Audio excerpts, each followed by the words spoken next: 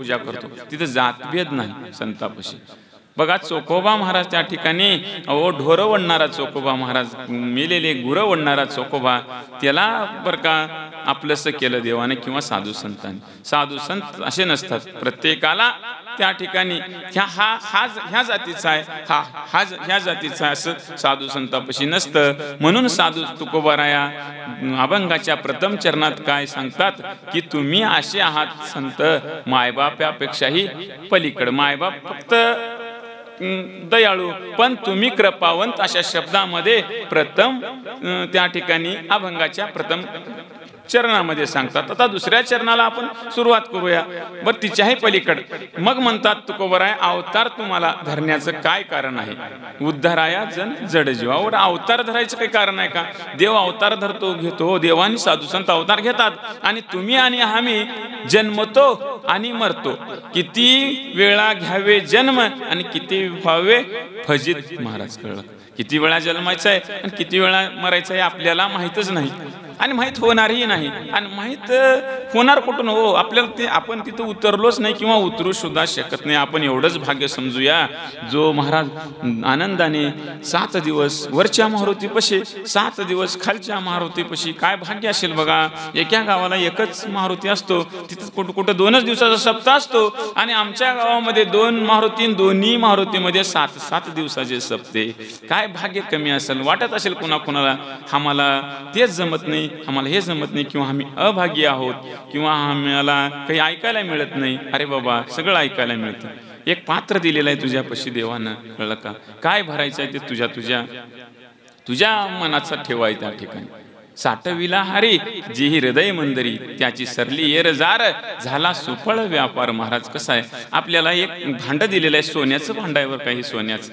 हे सोनं रुपये असणारं भांड योगाने बरं का, तिच्यामध्ये आपण सोनं भरायचं तर बाजूला सोडलो, प्रत्येकाला एक भांड दिलेलं आहे. काय भांड्यामध्ये काय भरायचं? आतापर्यंत बघा साधू संत होऊन गेले किंवा जे बी काही महात्मे झाले महाराज, ते काही जन्मताच काही झाले का हो? आता चिंतन करा तुम्ही थोडं. बघता कधी कधी आपण टीव्हीवर बघता, किंवा महान माणसाचं कुण्या मोठ्या माणसाचं ऐकू शकता. जो मोदी आहे महाराज, आज 3 वेळेस या भारतावरच नव्हे तर दुसऱ्याही देशावर राज्य करतो. तो चहा ऐकत होता असं आपण ऐकतो. काय होऊ शकत नाही शरीराचा प्रयत्न केल्यानंतर.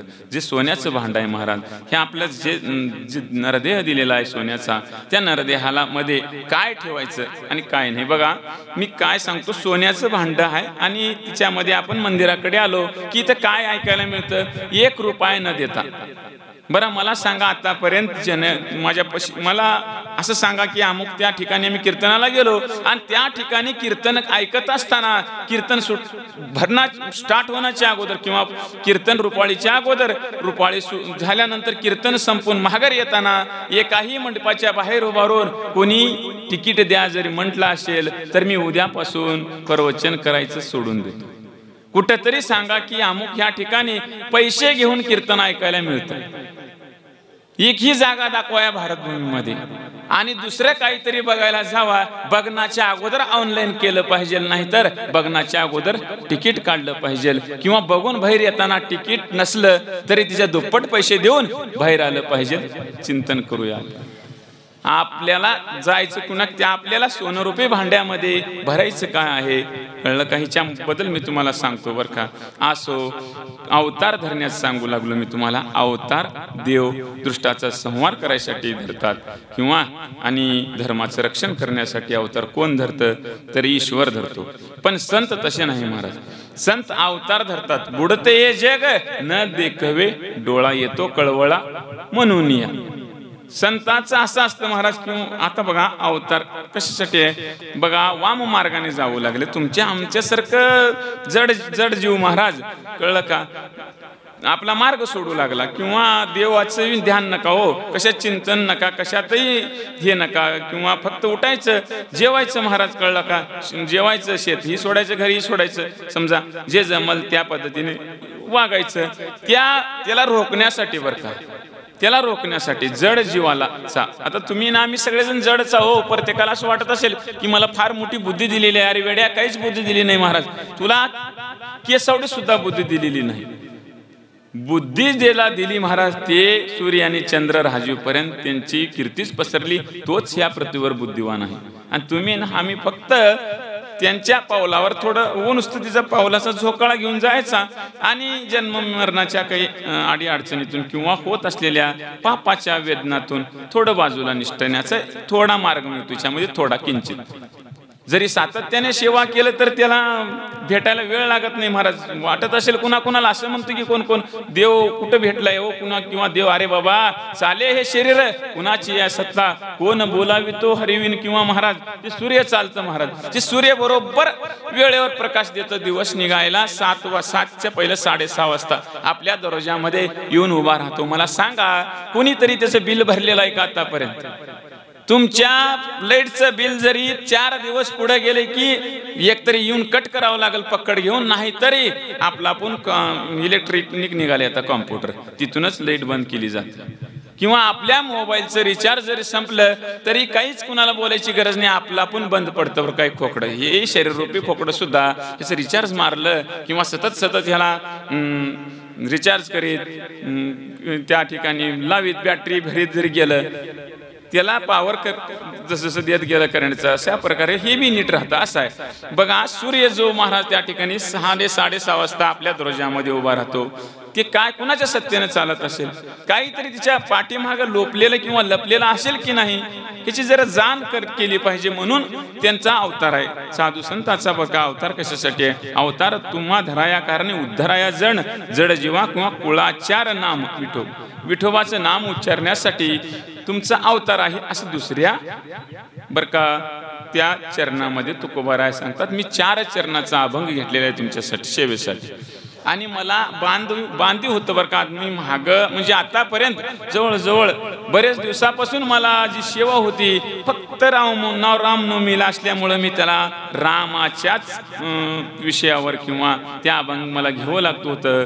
पण सुयोगानं दैवयोगानं मला आज दुसऱ्या दिवसाची सेवा आल्यामुळं मला अभंग सुद्धा पलटी करावा लागला आणि दुसरे काही विषय मांडताही मला आलं. सांगायचं तात्पर्य, जर हाच जरी मला कालचा दिवस राहिला असता तर मला राम म्हणता वाटत चाले किंवा राम पावले अशा अनेक प्रकारचं फक्त रामाच्या विषयावर मला घ्यावं लागलं असतं. पण सुयोगानं साधू संतांच्या किंवा संत महात्माच्या त्या बरं का अवताराबद्दल किंवा देवाच्या गुणाबद्दल संतांच्या गुणाबद्दल हे अभंग निवडण्याची संधी मला लाभली. तिच्या पलीकडे जाऊन सांगतात तुकोबाराया बरं का, वाढवाया सुख भक्ती भाव धर्म कुळाचार नाम विठोबाचे. बरं का कुळाचार विठोबाचं नाव वाढवण्यासाठी फक्त कुळाचा आचरण, कुळाचा आचार, कुळ म्हणजे बरं का पाठीमागचंही आपल्या आई वडिलाकडलेही महाराज आणि आईकडलेही आणि वडिलाकडलेही ह्याचा आचरण जरी शुद्ध किंवा आचरण जरी सांभाळायचं असेल तर फक्त केवळ ह्याला जन विठोबाचं नामस्मरण केलं किंवा सतत जन भक्तीमध्ये तल्लीन झाला त्याचाच त्या ठिकाणी नावलौकिक होतो किंवा तोच वंदे होऊ शकतो. त्याला जिंकण्यासाठी ह्या भक्ती धर्म किंवा धर्माचं जागरण करणं, धर्म जागृत ठेवण्यासाठी. आता धर्म तुम्हाला वाटत असेल धर्म नाही का? हो धर्म आहे. धर्म प्रत्येक जण एक आपला धर्म पाळतात महाराज, पण मला तर असं म्हणायचं आहे धर्माचा काही संबंध तो ह्या धर्माचा आहे आणि हा धर्माचा आहे. छोटीशीच मुलगी बरं का बालवयातली रात्री कीर्तन करून गेली, खरा तो एकची धर्म आणि जगाशी प्राण अर्पावे. अहो खरा धर्म तोच आहे. हो धर्मानं वागायला लागला महाराज, पांढरे शुभ्र कपडे घालू लागला, मी फार धर्मानं वागतो. अरे भुकेल्याची भूक जाण, तानेल्याची ताण जाणलास, किंवा एखादी दारिद्र्य आहे महाराज भिकेनं व्यापलेला आहे, त्याला जरी थोडं घास जरी खायला भरवलास तोच धर्म आहे. अरे धर्मानं किती धर्माने काय म्हणतो आपण, फार आम्ही धर्माने वागतो, आतापर्यंत आमच्या हाताने अधर्मच नाही. मान्य आहे धर्म केवळ शास्त्र किंवा साधू संत त्याला धर्म म्हणत नाही महाराज. प्रत्येक धर्माचा व्यक्ती जो आला महाराज या ठिकाणी लहान असो किंवा छोटा असो तिच्यामध्ये प्रत्येकामध्ये ईश्वर आहे बरं का. छोटा आहे म्हणजे का त्याच्यामध्ये ईश्वर नाही असं म्हणता येत नाही.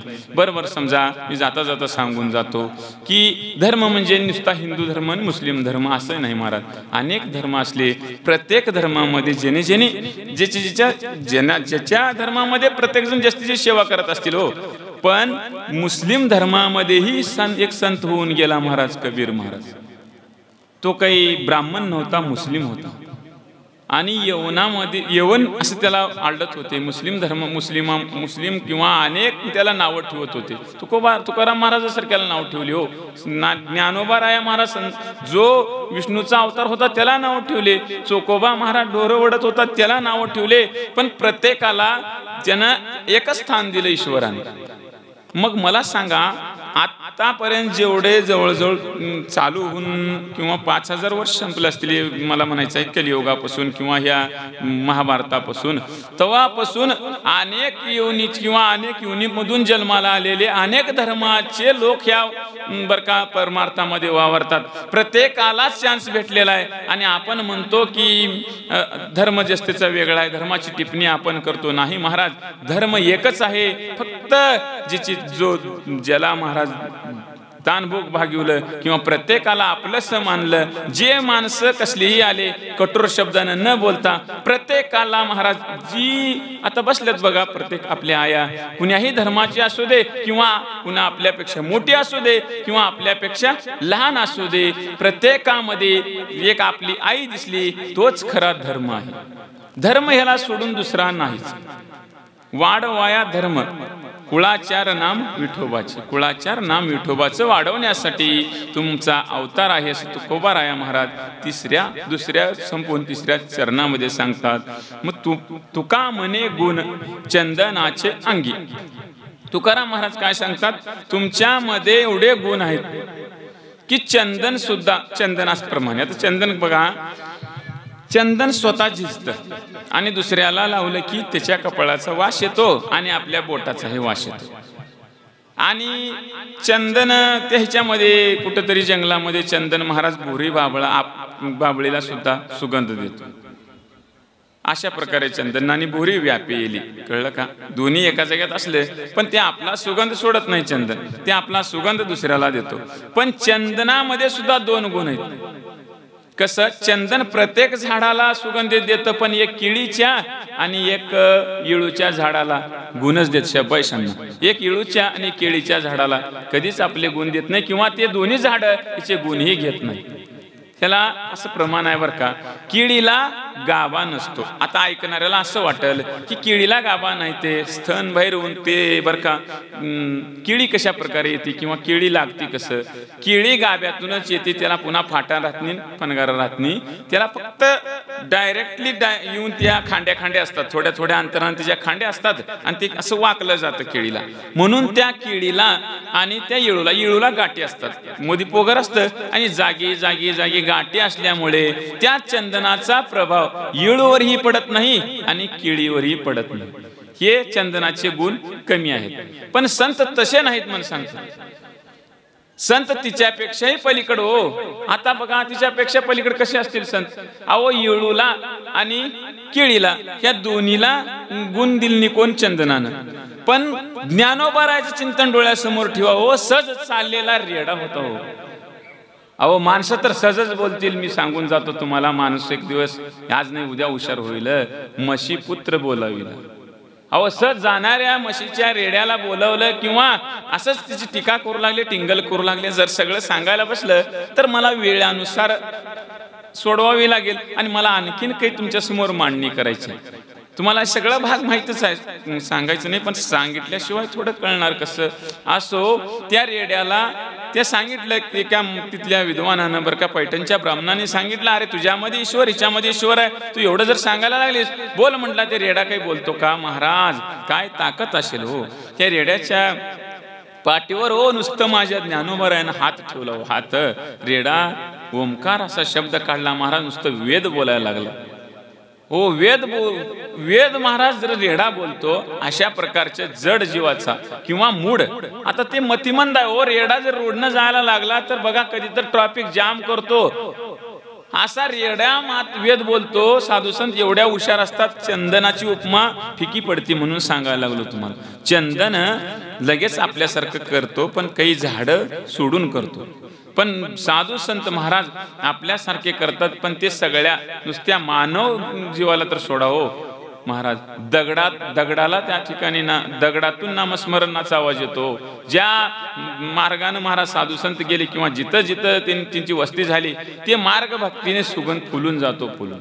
अहो बघा, त्या आळंदीमध्ये जाऊ, पंढरपूरला जाऊ, कधी कधी देऊचा आपण उगू चिंतन करू, डोळे झाकून कधी कधी चिंतन करायचं. काय भक्तिमय वातावरण असतं बघा. कधी बेटावर जाऊन कळलं का, सतत सतत बरं का ध्यानाने किंवा योग साधनेने जी परिपक्व झाली, पिकलेल्या फळासारखी जी जागा झाली, किंवा पिकलेलं फळ महाराज किती रुचित गोड लागतं, तसा तो परिसर पिकल्यानंतर अहो त्या परिसरामध्ये भक्तीचा सुगंध फुलला जातो. कळलं का, भक्तीचा सुगंध फुलला जातो. अशा प्रकारचे साधू संत असतात. अहो आई वडिलाची जी उपमा फिकी पडली महाराज, जणू देवाचीही उपमा फिकी पडली, चंदनाचीही उपमा फिकी पडली. कळलं का, तिच्याही पलीकड साधू संताची उपमा जाऊन पोचली. किती साधू महान असतील बरं का साधू संत, काय सामर्थ्य असतील साधू संतांमध्ये. किती बघा, लवकरात लवकर करतात आपल्यासारखं. वेळच नाही त्याला, काळवी लागणार नाही आणि वेळही लागणार नाही. असो बरं, आता आपण नुसता रेड्यावर नाही हो, आणि पुढे एक जाऊन कुठला तरी दृष्टांत घेऊया, दुसऱ्याही संतांची घेऊया, पण ज्ञानोबा राहायचाच अनेक दृष्टांत घेऊया हो. दगडाच्या एका पडक्या भिंतीवर बसलेले होते महाराज 4 भावंड.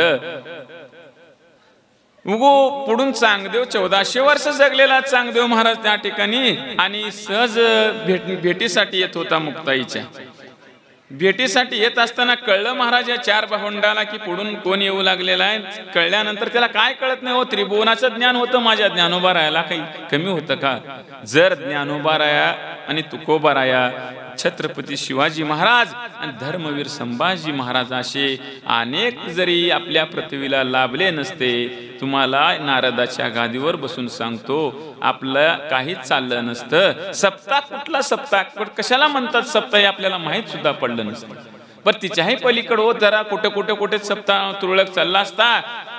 योगायोगानं माझ्यासारख्या बर का पामराला, आईबापाचा तर थोडा आशीर्वाद असेल हो, माझ्यासारख्या जड जीवाला, पामराला, ज्याला समजा एवढ्या 4 डोंगराच्या मध्ये बसलेले उजळम गाव, आणि उजळम गावामध्ये तुमच्या समोरच जन्म झाला, तुमच्या समोर तुमची करंगळी धरून मी चालायला लागलो, त्यांना माझ्यासारख्या जड जीवाला उभारलेला आहे बघा माझे गुरुवर.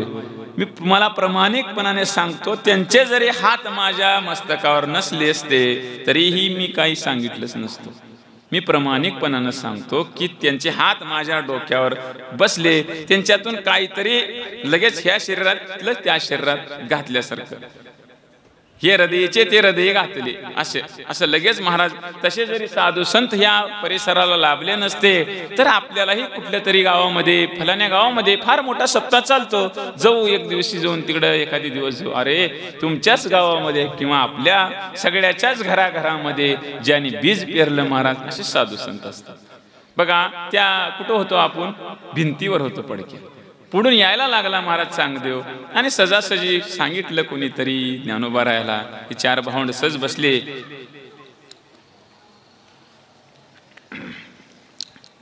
त्या 4 भावंडाला सांगितलं, आणि पुढून तुम्हाला भेटण्यासाठी चांगदेव महाराज येत आहेत.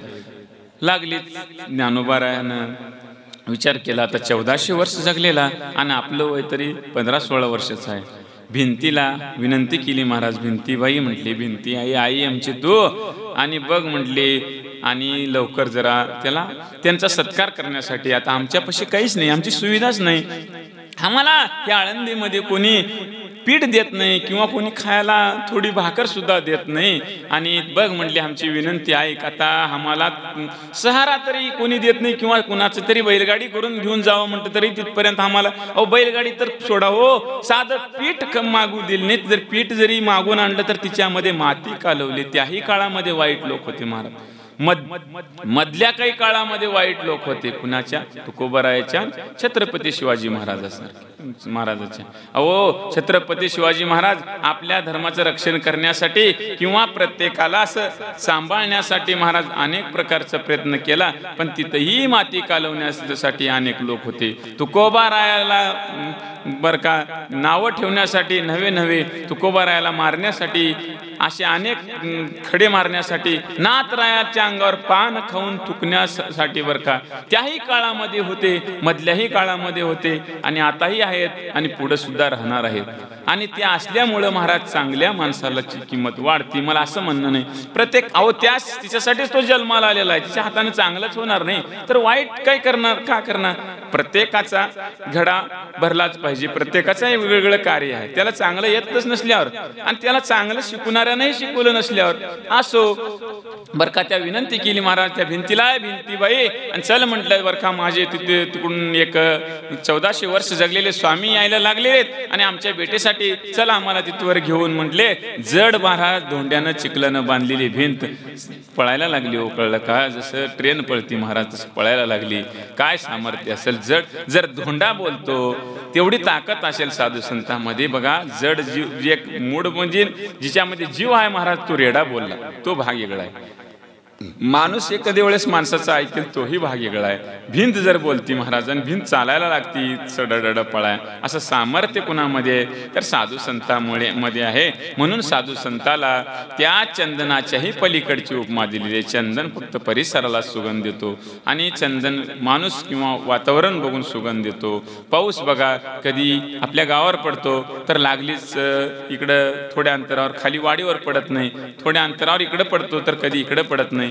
पाऊस सुद्धा कमी आहे साधू संत तिच्या तुलनेमध्ये बसू शकत नाही. निसर्ग सुद्धा कधी निसर्ग कुठं पडतो तर कुठं पडत नाही, पण साधू संत तसे नसतात महाराज.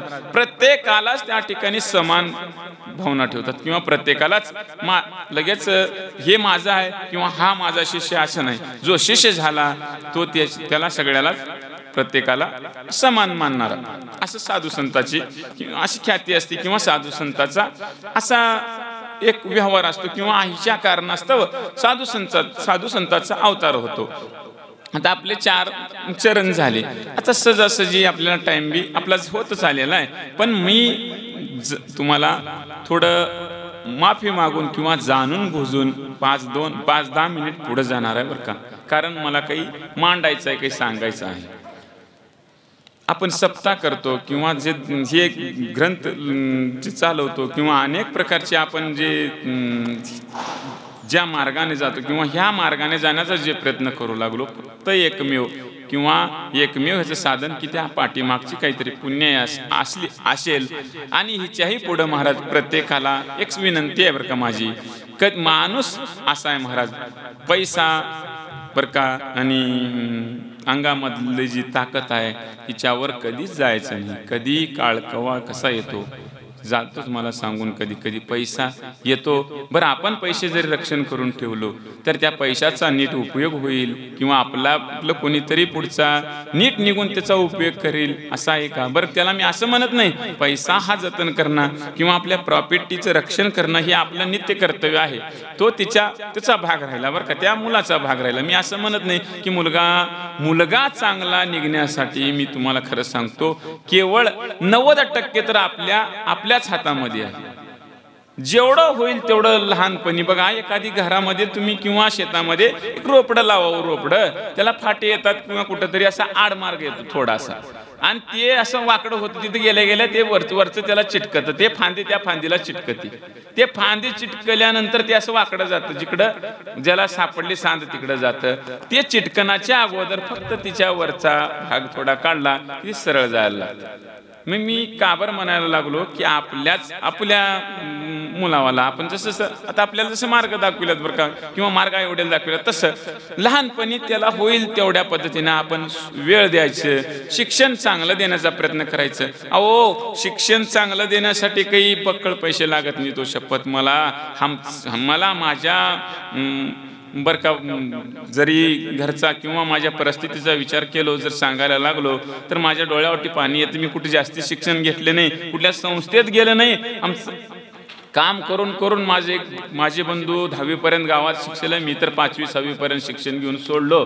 फक्त एकमेव बरं का पुण्याई किंवा मार्ग माझ्या आई वडिलाचा सांगायचं तात्पर्य. फक्त तिने उडता बसता चांगलंच किंवा मार्ग वेगळाच सांगत गेले. तसंच बरं का आपल्याला मार्ग आपल्या मुलाला वेगळाच दावी जायचं की परमार्थाकडे ओढ. कशामुळं आता इथून पुढं फार गरज आहे बरं का धर्माचं रक्षण किंवा साधू संत सप्त्याची. हिची अत्यंत गरज आहे आपल्याला. इतकी गरज आहे की सांगताच तुम्हाला तिथं सांगून गेलो प्रॉपर्टी पैशाबद्दल. कधी कधी पैसा कमवून सुद्धा उपयोगाला येत नाही. कधी कधी माणसाला बघा, माणूस कितीही मोठा किंवा श्रीमंत असला तरी तुम्ही चिंतन करा, माणसाला आतापर्यंत किंवा कुठल्याही बरं का मंत्र्याला कुणालाही घरच्या समोर किंवा घरच्या अंगणामध्ये कोणी जाळलेलं आहे का? एवढा चिंतन करा. कुठं नेऊन त्याला स्मशानामध्ये जाळतात. बघा माझ्या उज्ज्वलानंद बाबाची तुम्हाला सहज तुम्ही चिंतन करा. ज्या जाग्यामध्ये त्यांनी त्या योगा केले, योग केले किंवा यज्ञ केले, जिथं तपश्चर्या केले, त्याच ठिकाणी त्यांचं निधन करावं लागलं. जिथं काशीनाथ बघा, देव कसा असतो, साधू संताला डोक्यावर घेतो बरं का देव. बघा कुठे कुठे जाऊन देवाचं जागा खाली आहे महाराज आणि संताची जागा तिच्या डोक्यावर आहे. कुठे कुठे तरी बघा आता इथं तसंच आहे. काशीनाथ महाराज बोहेरात आहेत, कळलं का? आणि उज्ज्वलानंद महाराजांचे मंदिर तिच्या डोक्यावर आहे. चिंतन करा तुम्ही. देव बघा आपल्या भक्ताला डोक्यावर घेतो. फक्त तिची परीक्षा किंवा तिच्या वागण्याचं रूपात. बघा आपण आपले 4-5 मुलं आहेत महाराज, ऐका आईवडिलाला, जो मुलगा सातत्याने निष्ठेने आईवडिलाची सेवा करतो, तुम्ही खरं सांगायचं त्या मुलाला आईवडील जास्तीच प्रेम करतात. कारण त्यानं आपल्या घासातला घास आपल्याला देतं असं कुणाला वाटतं? आईवडिलाला वाटतं. तसंच देवाला महाराज, देवाला जर आवडण्यासाठी जर काही करायचं म्हटलं तर साधू संतांची सेवा आणि सतत ईश्वराची भक्ती केलं की देव आपणच महाराज. तसं काशीनाथ महाराज त्या तळघरामध्ये बोहेरामध्ये आणि उज्ज्वलानंद महाराज डोक्यावर राहिले, तसं देव डोक्यावर घेऊ शकतो आपल्या भक्ताला. कधी वाटतं आपल्याला, आपण आपल्यापाशी कधी बघा चिंतन करून, कोण दिवस येईल कैसा नाही देहाचा भरोसा महाराज. काही बी करायला कळायला लागतं. अहो मोठा पक्षी आहे महाराज, एक दिवस तो पक्षी पूर्ण ह्या दरोजामध्ये येतो आपल्या पक्षी, आणि कधी बारीक जवारीचे दाणे खातो आणि कधी कधी मुंग्या खातो बरं का. तोच पक्षी कालांतराने मोठा, 1 किलोचं वजन आहे महाराज, मुंग्या खातो. कालांतराने तो पक्षी मेल्यानंतर त्याच पक्षाला मुंग्या खातात. जो पक्षी हजारो मुंग्या खाल्ला त्या पक्षाला एक दिवशी ते 1000 मुंग्याच, कळलं का, पुढं भविष्यामध्ये खातात. कधी काय होतं हे सांगताच येत नाही. म्हणायला लागतं की आपण त्या पक्षाला तेव्हा कळत नाही महाराज आपण किती मुंग्या खाऊ लागलो. आपलं खाद्य, आपलं पोट भरण्यासाठी आपण हजारो मुंग्या वेचायला लागला हो पक्षी. पण योगानं पक्षाला एक दिवस मृत्यू आला. पंखाला महाराज कणा एक एवढ्या केसाला मुंग्या लागल्या. काय हो, मी काय बोलतो कळत असेल तुम्हाला की कधी कधी काही व्हायला लागतं, कधी काही व्हायला लागतं, कळलं का. आपलंसं म्हणजे आपल्या प्रत्येकाला आपलंसं माना. प्रत्येकाच्या मनामध्ये हृदयामध्ये ईश्वराची किंवा प्रत्येकाला माया असू द्या बरं का. माया असली म्हणजे तिच्यामध्ये ईश्वर आहे, माझ्यामध्ये ईश्वर आहे, तोही मीच आहे, मीही तोच आहे, असं जरी जाणलं तरी कदापि महाराज कमीही पडणार नाही. आणि तिथं हुडकायला जायची गरज नाही. काही नाही, योग याग करण्याची काही गरज नाही. ठाईच बैसुनी करा एक चित्त, आवडी अनंत आळवावा, रामकृष्ण हरी विठ्ठल केशवा, मंत्र हा जपावा सर्व काळ. अहो सातत्यानं जर नामस्मरण करायचं जायला लागलं, जरी आपण बसल्या महाराज माझ्या आई बहिणी ज्या स्वयंपाक करायला लागल्या त्या स्वयंपाकामध्ये महाराज त्या ठिकाणी नामस्मरण केलं तरी तिथे ईश्वर आहे. जो आपण काम करतो त्या कामामध्येही बरं का ईश्वर आहे. जे महाराज गोरोबाप काकांनी मडक्यामध्ये मडके घडवीत असताना नामस्मरण केलं, कळलं का. सावतामाळ्याने शेतामध्ये ईश्वर पाहिला, प्रत्येकाच्या हृदयामध्ये ईश्वर नटलेला आहे. असो बरं का, मी बोलता बोलता बोलण्याच्या योगामध्ये जरी काही चुकलं असेल तर का मी तुमचाच मुलगा समजून माफी मागतो. झालेली सेवा बरं का माझ्या उज्ज्वलन महाराजांच्या हनुमंतरायाच्या चरणी ठेवून सेवेला मी पूर्ण विराम देतो. जर कुठं बोलता बोलता बोलण्याच्या योगामध्ये कोणता शब्द अपशब्द जर गेला असेल तर पुन्हा एकदा माफी मागून मी सेवेला पूर्ण विराम देतो. माझा अभंग असा होता, महाराज तुम्ही संत माय बाप कृपावंत, काय मी पतित कीर्तिवानू, अवतार तुम्हा धराया कारण उद्धराया जन जड जीवा, वाढविले सुख भक्ती भाव धर्म, कुळाचार नाम विठोबाचे, तुका मने गुण चंदनाचे अंगी, तैसे तुम्ही जगी संत जन. अशा प्रकारचा माझा अभंग होता. आणि बरं का एक सतत उज्ज्वलन महाराज सांगायचे बरं का, कळलं का, न्यायनीतीने चालण्याचा प्रयत्न करा. न्यायनीतीने कमवलेलं धन किंवा न्यायनीतीने कष्ट केलेलं मोक्षापर्यंत किंवा तेच शेवटपर्यंत जातं. अधर्माची कमाई शेवटपर्यंत जाणार नाही. अधर्माने वागलेलं शेवटपर्यंत ते टिकणारही नाही असं सतत सांगायचे. तेच मी तुमच्या समोर ठेवतो. फक्त धर्माने राहण्याचा प्रयत्न करा. कोणी आपल्याला त्रास दिला तरी तो आपण एक दिवस मावळणार आहे बरं का. तुम्हाला सत्य सांगतो, कधीही चिंतन करा. आपल्या जीवनातील कधी कधी आलेला अनुभव चिंतन करा. सत्याला मात्र कधीही घाला नाही. तो त्याला कष्ट पडेल, हो कधी कधी कष्ट पडेल. कष्ट पडणार त्याचं काही मिळणारच नाही महाराज. कष्ट पडेल पण त्याचं कधीही एक दिवस चांगलंच होणार आहे. आपल्याही जीवनात कधी चिंतन करा. आपल्याला कोणी त्रास देत असेल तरी त्याला बघा देवा असं म्हणायचं. आपण कोणाला त्रास द्यायचं नाही. तिथंच ईश्वर आहे. ईश्वर हुडकण्याची काही गरज नाही. शेजाऱ्यालाही आपलं समाना, आपल्यालाही शेजाऱ्याची माया द्या. प्रत्येकाचं मूल आपण माना आणि आपल्याही मूल प्रत्येकाचं ते आपल्या समजा. आलेल्या सगळ्या बरं का समोरून आलेली प्रत्येक स्त्री, कारण आपल्याला राजा शिवाजी महाराजाचा मोठाला टाकून ब्रीद बरं का अनेक प्रकारचं गोळा करून सामुग्री, अनेक प्रकारचं कष्ट जेवढे जमल त्या पद्धतीने भांडवल गोळा करून एक छत्रपती शिवाजी महाराजाची स्थापना केली. त्या स्थापनेकडे लक्ष द्यायचं. आपण जगायचं कसं, ज्या राजाच्या आपण लेकरं आहोत. जी समोरून येत असलेली स्त्री आपली आई माना, येत असलेली स्त्री आपली बहीण माना. इथं ज्या मी तुम्हाला सांगतो म्हणजे कशाबद्दल, तिथंच सगळं साधू संत आहे. कळलं, काही गरज नाही गळ्यामध्ये माळा घालून कुठेतरी वनामध्ये जाऊन मी महाराज आहे सांगण्यापेक्षा जो आचरणानं शुद्ध वागतो तो महाराजापेक्षाही श्रेष्ठ आहे. कळलं का. माफी मागून झालेली सेवा हनुमंतरायाच्या चरणी ठेवून मी सेवेला पूर्ण विराम देतो. बोलिलेले करू वेडे वाकुडे उत्तरू, करा क्षमा अपराध महाराज तुम्ही सिद्ध, नाही विचारिला अधिकार मी आपुला, करा क्षमा अपराध महाराज तुम्ही सिद्ध, तुका म्हणे ज्ञानेश्वरा राखा पाया पैकी करा क्षमा अपराध महाराज तुम्ही सिद्ध, ज्ञानदेव तुकाराम ज्ञानदेव तुकाराम तुकाराम तुकाराम.